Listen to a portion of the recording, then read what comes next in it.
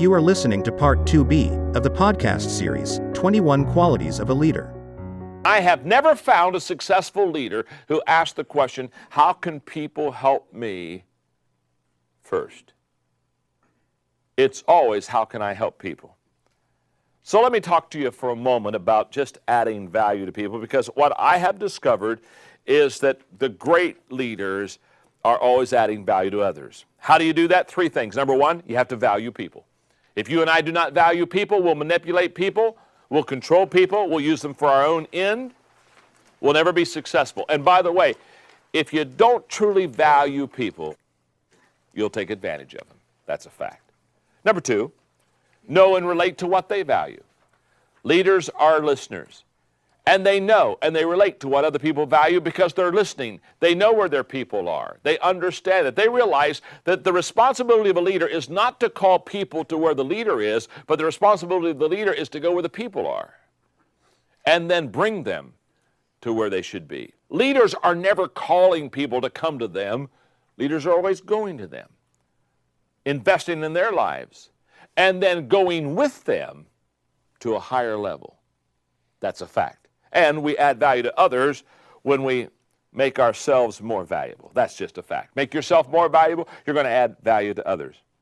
Let me give you a classic example of charisma. My wife, Margaret, and I, a couple of months ago, went on a Mediterranean cruise for a couple of weeks. And there was this lady on the cruise by the name of Phyllis. And it was very obvious to us, probably within the first few hours that we were on this ship, that Phyllis was loaded with charisma. I kid you not. Within 24 hours, she knew our name. I mean, we weren't wearing our name. She found out who we were, and she knew our name. But what amazed me is she not only knew our name, she knew everybody's name. And she not only knew everybody's name, but she complimented everybody. I kid you not. She would come up to you and she would immediately say something good about you. And when we would go on our little offshore tours, the guide that was taking us around on some of these little Greek islands, I kid you not, the guide hardly said a word until she'd say something to the guide about how good she was and how wonderful it was. And here's what I want you to know. Everybody loved Phyllis. Everybody loved Phyllis. By the second day, I said, you know, Phyllis, I do stuff on relationships. And she said, yeah, I know. She said, I've got a couple of your books. I said, well, Phyllis, I said, you're going to be in one of my books.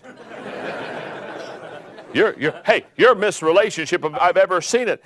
And she said, oh, I'm so glad this is so. And she pulled out a card, and on her card it had her name, and she had it put on the card, your cruising friend.